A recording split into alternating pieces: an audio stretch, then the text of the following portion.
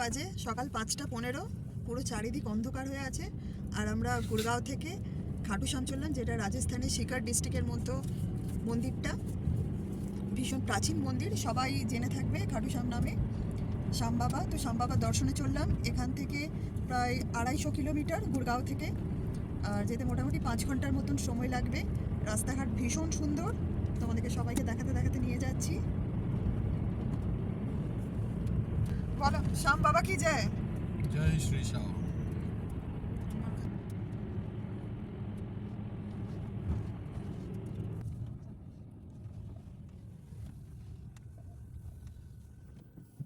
এখন আমরা আছি দিল্লি জয়পুর হাইওয়ে।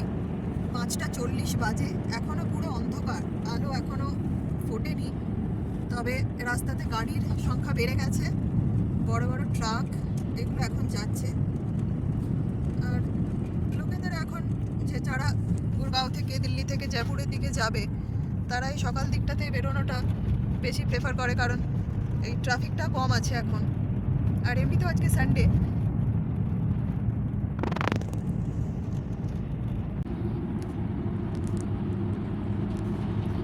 ট্রাকটা খালি দেখো কত লম্বা।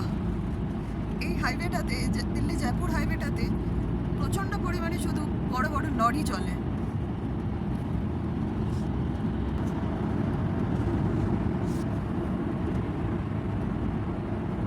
দেখো শুধু লরি চলছে, ট্রাকে যাচ্ছে বেশি, ছোট গাড়ি খুব কমই দেখতে পাওয়া যাচ্ছে।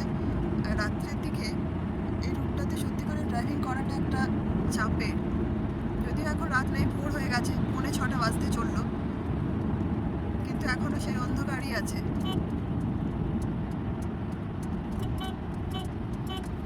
লাইন দিয়ে সব ট্রাক।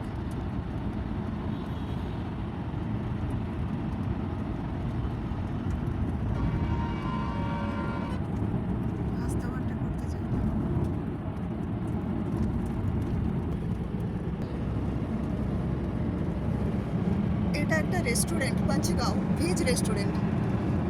একবার এসেছি, যে পরিমাণে সেল হয়, মানে ভেজ রেস্টুরেন্টেও যে এতটা সেল হতে পারে, না আসলে বুঝতে পারা যায় না। আর অন্ধকার হয়ে গেল। ভীষণ বড় রেস্টুরেন্টটা, প্রায় মোটামুটি 200 থেকে 250 জন সিটিং ক্যাপাসিটি। আর বাচ্চাদেরও বিভিন্ন রাইডের জিনিসপত্র আছে বাইরে, ক্যামেল রাইড আছে, বিভিন্ন ধরনের ট্রেন গাড়ি সমস্ত কিছু আছে।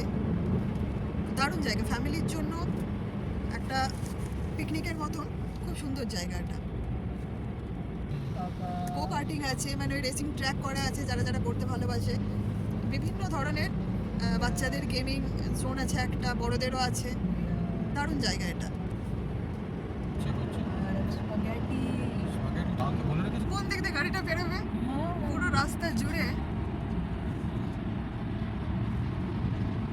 একের পর এক।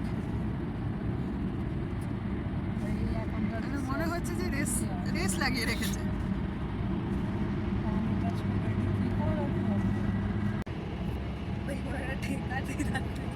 এখন বাজে 6:30, আলো ফুটে গেছে, সকাল হয়ে গেছে। আর আমরা মোটামুটি প্রায় 80 কিলোমিটার চলে এসেছি।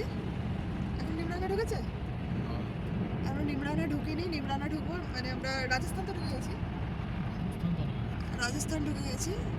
তো নিমরানা ঢুকবো। নিমরানাতে একটা ফোর্ট আছে খুব বড়, ওটা বাস দিয়ে বেরিয়ে যাব।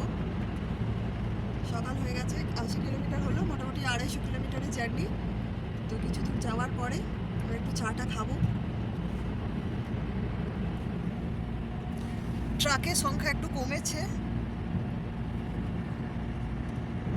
এদিকে দেখো সব সাইডে সব ধাবা।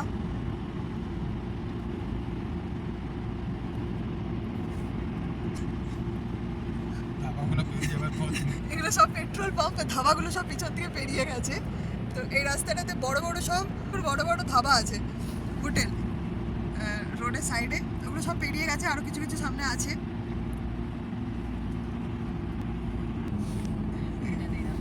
হোটেল হাইওয়ে কি যেটা পাবো চলে দাঁড়িয়ে যাও, প্রথম হোটেলে দাঁড়িয়ে যাও। আমাদের এই জার্নিটাতে প্রথম টোল পড়লো, এটা ফার্স্ট টোল। কি জায়গাটার নামটা কি?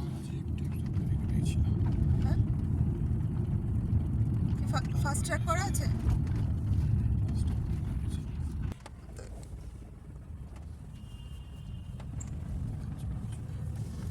এই যে এবার পেরিয়ে গেল, এই টোলটা পেরোনোর পরে চলে এলো রাজস্থানের মেন আকর্ষণ। এই দূরে পাহাড় শুরু হচ্ছে এবার। এগুলো সব আরাবলি রেঞ্জ তো, সব আরাবলি রেঞ্জের। আর এটা যেহেতু মেঘ মেঘ করে আছে মনে হচ্ছে, তাই দেখতে পাওয়া যাচ্ছে না। আর একটু কাছে গেলে এটা পুরোপুরিভাবে দেখতে পাওয়া যাবে। ফগ আছে, মেঘ নয় ফগ হয়ে আছে, কুয়াশা। তো এইদিকে এই ঘরগুলোতে যারা থাকে তাদের কত ভালো না, সামনে একদম পাহাড়ের ভিউ, মস্ত লাইফ এই ফ্ল্যাটগুলোতে যারা থাকে। এই পাহাড়টার পিছন দিকে আছে নিমরানা ফোর্ট। আচ্ছা, ওখানে তো যাওয়াতে যাই, চাপাতে যাবে। আচ্ছা, দেখো কি সুন্দর। এইবার তো ওটা হচ্ছে না, ওটার জন্য আলাদা করে অন্য সময় আসতে হবে। হ্যাঁ, আগের বার এখানে খেয়েছিলাম, ওল্ড রাও ধাওয়াতে। বলছিলাম না, এখান থেকে ডাইরেক্ট ফোর্টটা দেখতে পাওয়া যাচ্ছিল পাহাড়ে।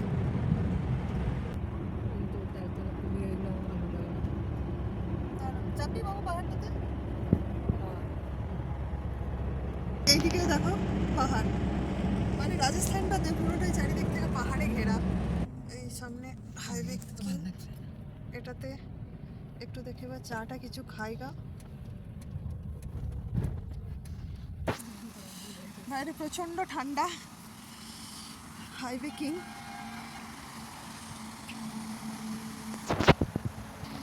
প্রচন্ড ঠান্ডা বাইরে।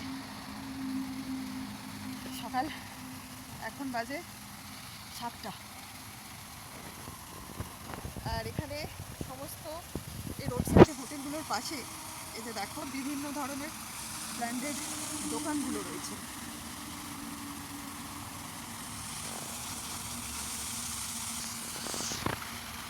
সুন্দর। এখানে একটু চাটা কিছু খাই, তারপরে আবার যাব। 100 কিলোমিটার আসা হলো, এখনও 150 কিলোমিটার বাকি। এটা দারুণ, মানে ঢোকার জায়গাটা বা বসার জায়গাটা খুব সুন্দর।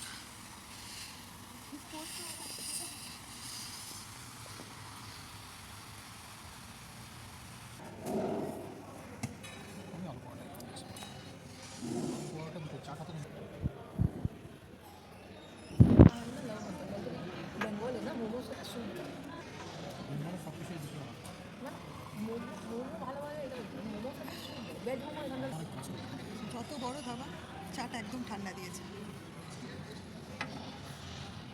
ফার্স্ট ইমপ্রেশনই খারাপ। ঢকঢক করে খেয়ে নিলাম, ঢকঢক করে খেয়ে নিলাম। এবার পরোটাটা কেমন যাই দেখি।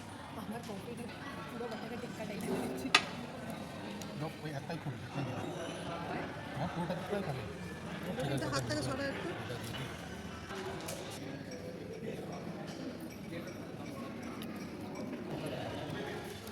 আচারটা ভালো, আচারটা ভালো।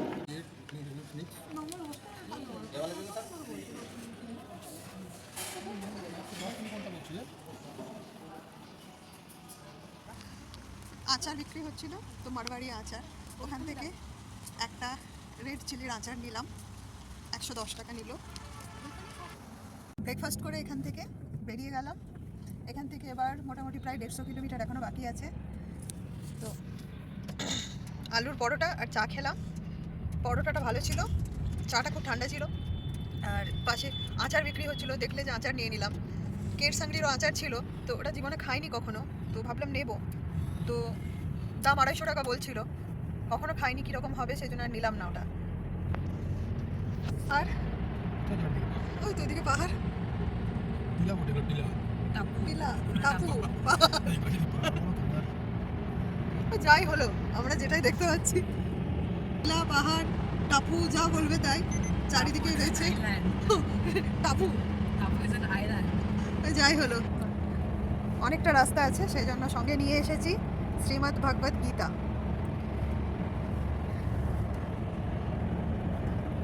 আমি গীতা নিয়ে এসেছি, গীতা পড়বো। আর মেয়ে নিয়ে এসেছে নিজের বই। কি বই? Studies. কি বই এনেছো? Business studies. ও এনেছে বিজনেস স্টাডিজ আর আমি এনেছি গীতা। তো দুজন পড়তে পড়তে যাবো। আর এই যে আমাদের ড্রাইভার গাড়ি চালাতে চালাতে যাবে। একটা শিব মন্দির আছে, আমাদের এত বড় একটা শিবলিঙ্গ। এখানে একটা পাহাড়। এখানে হয় নাকি? আচ্ছা, ওইদিক 165 কিলোমিটার চলে এসেছি, এখনো 90 কিলোমিটার মতন আমাদের বাকি আছে যেতে। ওইদিকে দেখো পাহাড়ের উপরে কত সুন্দর একটা ছোট্ট দেখো মন্দির।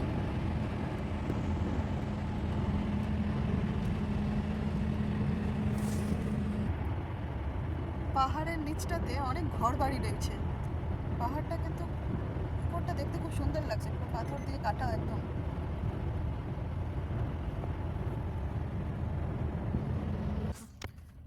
পুরো 170 কিলোমিটার মোটামুটি পুরো প্লেন রাস্তা পেয়েছি, কোনো ট্রাফিক ছিল না। এইখানে এসে একটু দেখে ট্রাফিক পাচ্ছি। চারিদিকে রোড কনস্ট্রাকশন হচ্ছে সেই কবে থেকে, এখনো পর্যন্ত হয়নি, যার জন্য একটু দেখে ট্রাফিকের সমস্যা হয়ে দাঁড়িয়েছে। আমি খালি ভাবছি এই গাড়িটাতে কি আছে, খালি ঘাস খড় টড় ভরা আছে, পুরো একদম ওভারলোডেড। এই যে রোডের এই জন্য এই অবস্থা, কনস্ট্রাকশন চলছে তো চলছেই।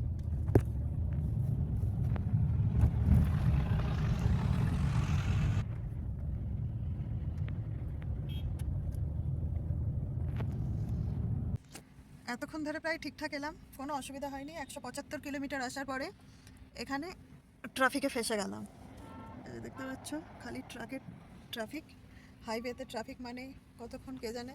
এতে দেখাচ্ছে ম্যাপেও পুরো রেড হয়ে রয়েছে। আর এখান থেকে কিছুটা যাওয়ার পরে সাপুড়াতে গিয়ে রাইট টার্ন নিতে হবে। সাপুড়া থেকে গিয়ে রাইট টার্ন নিয়ে বেরোতে হবে, ওইটা হচ্ছে খাটুশ্যাম যাওয়ার রাস্তা। আর সোজা চলে গেলে ওটা কোন দিকে চলে যাচ্ছে? আচ্ছা, সাপুড়া থেকে যদি সোজা বেরিয়ে যাওয়া যায় তাহলে ওটা জয়পুর পৌঁছে যাবে। ট্রাফিক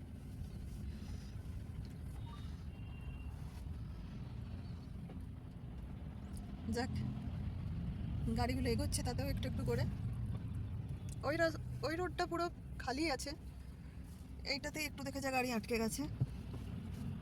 সাংঘাতিকভাবে ফেসে গেছে এই জায়গাটাতে, একদম চারিদিকে শুধু ট্রাক আর ট্রাক, আর এইভাবে ফেসে গেছি।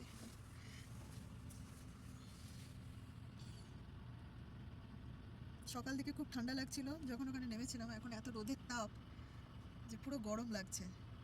আর তার উপরে এই ট্রাফিকে ফেসে যাওয়া, মানে চারিদিকে শুধু ট্রাক আর কিচ্ছু নেই।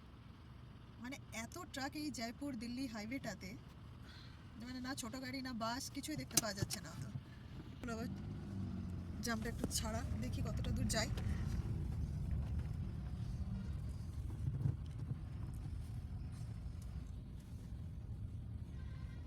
আমরা যখন লাস্ট ইয়ার এসেছিলাম তখন এই ব্রিজটার কাজ চলছিল, এখনও এই ব্রিজটার কাজ চলছে।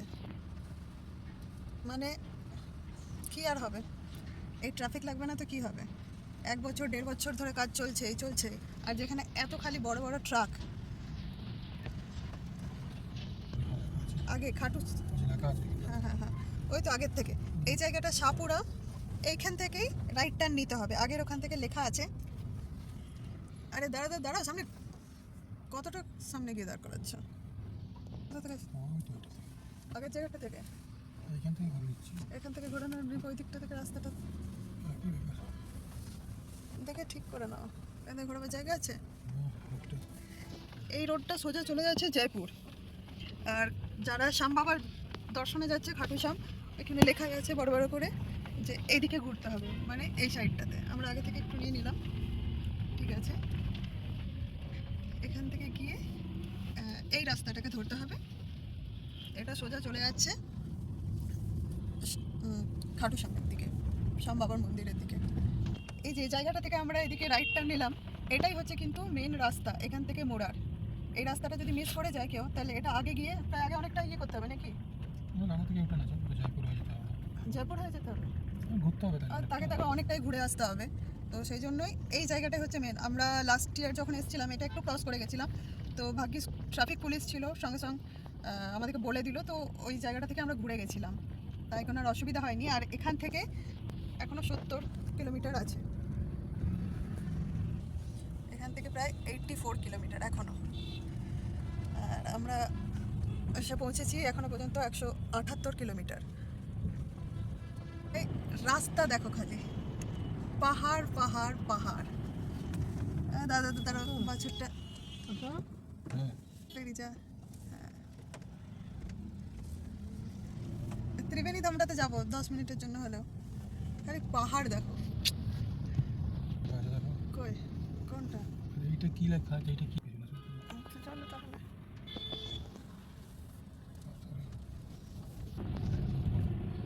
টাইম পাস অনেক টাইম লেগেছে কেন? এইখানটাতে না গো, ওই তো ওইটার ভিতরটাতে পুরো পাহাড়ের মধ্যে ঘেরা জায়গাটা। এইটা আরো এগিয়ে কি মনে এইটা হয়। তো বটে, এটা কি বটে কিছু ওরা এখানে অনেক টাইম লাগবে। ঠিক আছে চলো তাহলে। দারুণ জায়গাটা, অসাধারণ। আগে গিয়ে আরেকটা টোল আছে, দেখো।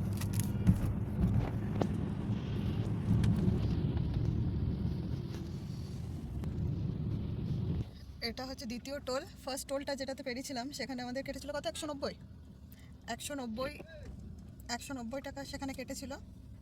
আর এখানে টোলটাতে দেখা যাক কত কাটছে। দারুণ জায়গা, চারিদিকে শুধু পাহাড় আর পাহাড়। কি বলবে?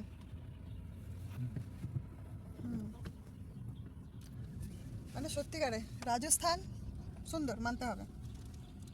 এই গরুগুলোকে এখানে কিরকম ছেড়ে রেখে দিয়েছে। জঙ্গলের চারিদিকে তো খাবার পর কমই আছে রে। এই যে সব গাই বটে, সব মানে বলদ বটে সব। কি করে জানি? সব সব গরুগুলোকে বলদ, সব বলদ। বলদ ষাঁড়, সব ষাঁড়গুলোকে ছেড়ে দিয়েছে। দিয়েছে আর পুরো গ্রিনারি, দিল্লি তো নয়, হ্যাঁ। পুরো কি সুন্দর গ্রিনারি, কি সেই জায়গাটা স্পট। দারুণ জায়গা পিকনিক করার জন্য, হেভি।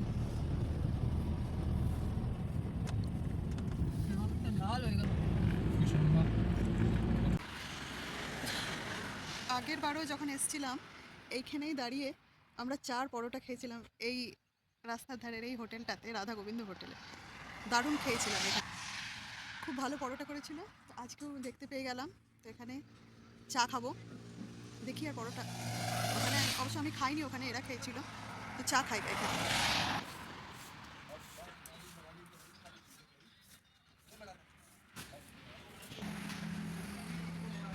রাস্তার ধারে হোটেলটা, এরা চা বানাচ্ছে, বানানো কিছু থাকে না, সঙ্গে সঙ্গে খাবারও পরোটা বললে সঙ্গে সঙ্গে বানিয়ে দেবে। দেখো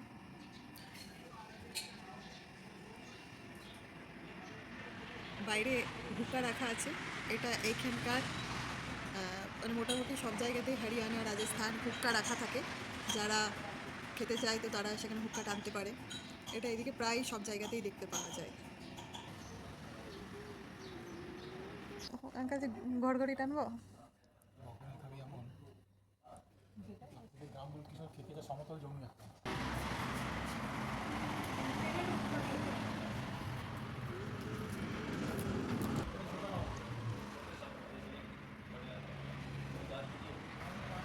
আচ্ছা বলো, ধানি মানে? একটা বংশেরই একটা পরিবারেরই সবাই থাকে, মানে হয়তো একটা বংশেরই 20টা পরিবার, 10টা পরিবার, তারা মিলে থাকে। তো একটা ছোটোখাটো গ্রামেরই হয়ে গেল, শুধু একটা পরিবারই বেশি। আচ্ছা, ওটাকে বলে ধানি, আমি বুঝলে? রাজস্থান দিকে ধানি মানে হচ্ছে একটা পুরো পরিবারের 20-22টা, একটা বংশের 20-22টা ফ্যামিলি যদি একটা জায়গাতে থাকে, ছোটোখাটো গ্রামের মতন হয়ে যায়, ওটাকে বলে ধানি। আর যেটা সব থেকে বড় অনেক ফ্যামিলি এদিকে ওদিকে সবাই মিলে থাকে, ওটা হচ্ছে গ্রাম।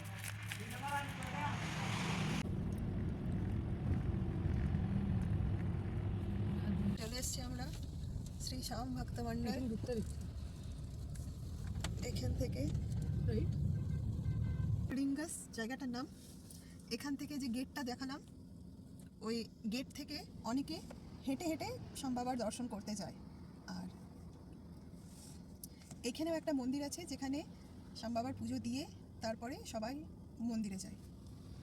এখানে একটা প্রাচীন শ্যাম বাবার মন্দির আছে, তো যেখানে সবাই এই পতাকাগুলোকে নিয়ে সেখানে পুজো করে নিয়ে আসে। জিজ্ঞেস করে আসছি, বলতে পারছি না। হ্যাঁ, আমি বলতে পারছি না, জিজ্ঞেস করে আসছি।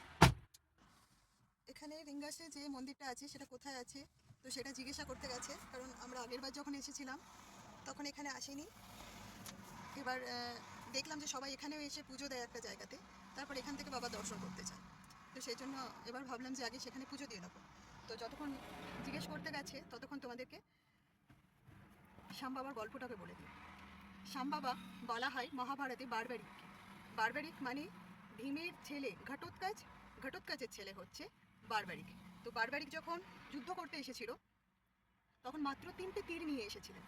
আর ওনার মা ওনাকে বলে দিয়েছিলেন যে যে দল হারবে তুমি তার হয়ে যুদ্ধ করবে। সেই জন্য ওনাকে বলা হয় হারে কা সাহারা। আর ওনার কাছে যে 3টে তীর ছিল সেই 3টে তীরই ছিল মা দুর্গা দেওয়া। তো সেই জন্য উনি যেদিক থেকেই তীর চালাতেন যুদ্ধে, তো সেই দিক থেকে মানে সেই দলেরই জিত নিশ্চিত ছিল। তো সেটা শ্রীকৃষ্ণও জানতে পেরে গেছিলেন। তো যখনই বারবারিক এসেছিলেন যুদ্ধে পার্টিসিপেট করার জন্য, তার আগেই কৃষ্ণ ওনাকে দাঁড় করিয়ে নিয়েছিলেন আর বলেছিলেন যে আমাকে প্রমাণ দিতে হবে যে তুমি এই যুদ্ধটা করতে পারবে। তো কৃষ্ণকে যখন বলেছিল যে ঠিক আছে আমার কাছে তো 3টে তীর আছে। মন্দিরটা হচ্ছে রাস্তার ওই দিক থেকে আমরা আসার সময় গেটটা দেখতে পেয়েছিলাম, কিন্তু যেহেতু জানতাম না তাই বুঝতে পারিনি। তো আমরা চলে এসেছি অলরেডি 17 কিলোমিটার। তো এখন যদি মন্দিরে যেতে হয় তাহলে আবার আমাদেরকে পিছনে ফিরতে হবে। কি করবে কি করবে? ওইখানে চলি, ওইখানে 23 কিলোমিটার ঘুরে নি আর কি। আরে ভাই কেন ঘুরতে হবে? তো শ্যামবাবার ওইখানে চলো না। আর আমি গাড়িতে বসতে পারবো না। শ্যামবাবার কাছে যাবে। এখান থেকে আমরা শ্যাম বাবার মন্দিরেই চললাম, যেটা মেন মন্দির, সেখানেই চললাম। তারপরে দর্শনের পর যদি সময় থাকে তাহলে আবার ওই রিঙ্গা মন্দির ওখানে যাব।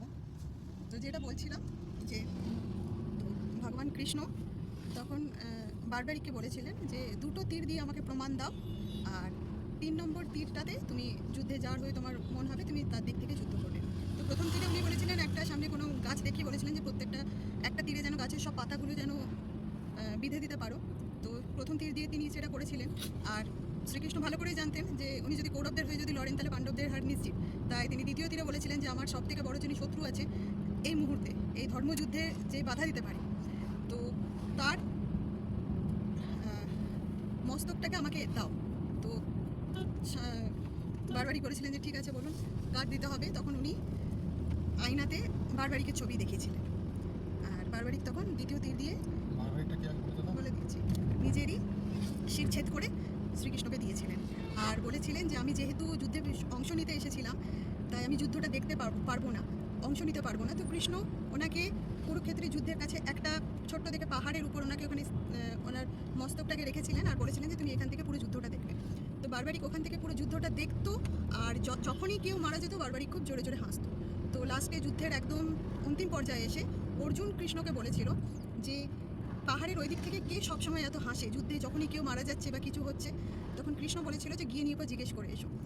অর্জুন গিয়ে যখন জিজ্ঞেস করেছিল বারবারিককে, তখন বারবারিক বলেছিল যে তোমরা তো শুধু যুদ্ধ করে গেছো, আমি আসল যুদ্ধটা দেখে গেছি। এখানে যুদ্ধও কৃষ্ণ করেছে, তীরও কৃষ্ণরই লাগছে, মারাও যাচ্ছে কৃষ্ণ, জিতছেও কৃষ্ণ, হারছেও কৃষ্ণ, সেই জন্য আমি হাসতাম। তো তারপর থেকেই বারবারিককে ভগবান শ্রীকৃষ্ণ আশীর্বাদ দিয়েছিলেন যে কলিযুগে তুমি আমার নামে পরিচিত হবে। তাই উনি শ্যাম বাবা নামে প্রসিদ্ধ। আর এটা বলেছিলেন যে আমি যার কপালে দুঃখ লিখে দিয়েছি সে যদি তোমার চৌকাটে এসে মাথা ঠেকায় তার দুঃখ তুমি মিটিয়ে দিতে পারবে। তো সেই কারণেই ওনাকে হারে কা সাহারাও বলা হয়। যেহেতু ওনার মাও ওনাকে বলেছিলেন যে যে যুদ্ধে হারবে তুমি তার হয়ে লড়বে, সেই জন্য ওনাকে হারে কা সাহারা বলা হয়। আর এদিকে হরিয়ানা, রাজস্থান, দিল্লি সাইডের সবাই ভীষণভাবে ওনাকে মানেন, সবাই ওনার দর্শনে যান। তো সেই জন্য শ্যাম বাবার যে মূর্তিটাতে ওইটাতে দেহ নেই, শুধু মাথা আছে, শুধু শিরটারই পুজো করা হয় ওখানে। তো তোমাদেরকে চলো সেটা দেখাচ্ছি গা। মন্দিরে বাবা দর্শন করানোটা খুব মুশকিল হয়ে যায়, কারণ খুব অল্প সময়ের জন্য দর্শন করার সুযোগ দেওয়া হয় সবাইকে, আর ফটো তুলতে দেওয়া হয় না। এই হচ্ছে শ্যাম বাবার গল্প, শ্যাম বাবার পুরো ইতিহাসটা। তো আমরা এর আগেও এসেছি, এটা আমাদের সেকেন্ডবার আসা।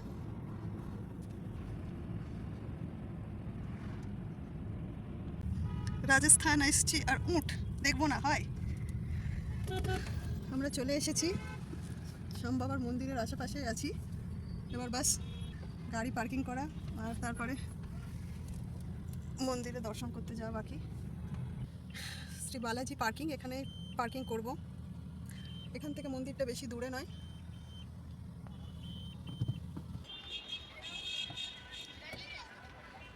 পার্কিং এরিয়া এটা পুরো দেখেই বোঝা যাচ্ছে সাংঘাতিক ভিড় হবে। লাস্ট টাইম আমরা এসে ওই হোটেলটাতে ছিলাম।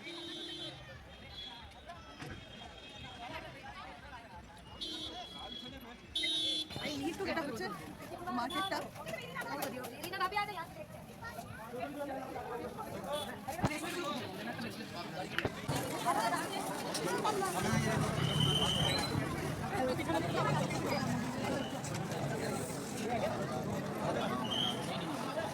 কোন দিকে? এটা একটা দারুণ বিজনেস। টিপ দিয়ে দাও, 10 টাকা করে নিয়ে নাও। সাংঘাতিক ভালো বিজনেস এটা একটা। এটা সব জায়গাতেই।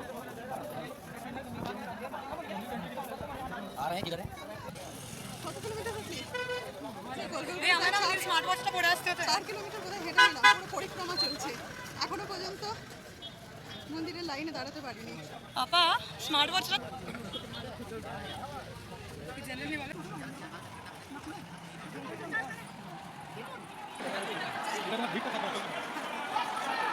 চার।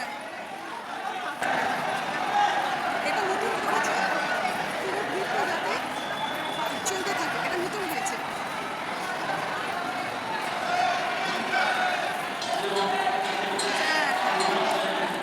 ওই দিক থেকে পুরো এখানে চলে এসেছি। কতটা দিতে বাকি আছে?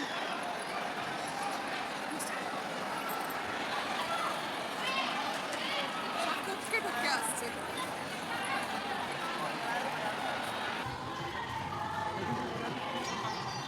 ওই পিছনে ওই লাইনটাকে বের করে এসেছি। এবার এইটা পিছনেরটা বের। এবার এইটাকে পেরিয়ে গেলে মন্দির দর্শন। এখানে সবারই হাতে গোলাপ ফুল দেখতে পাবে। সেই গোলাপ ফুল শ্যাম বাবাকে চাপানো হয়। প্রত্যেক মাসের একাদশীতে প্রায় লক্ষ লক্ষ লোকের ভিড় হয়। আমরা একাদশীর পরের দিন গেছিলাম, তাতেও এত ভিড় যে চিন্তার বাইরে। যেহেতু আগে গিয়ে আর রেকর্ডিং করতে দেবে না, তাই ক্যামেরাটা এখানেই বন্ধ করছি। এই হচ্ছে বাবার সেই মন্দিরের মূর্তি।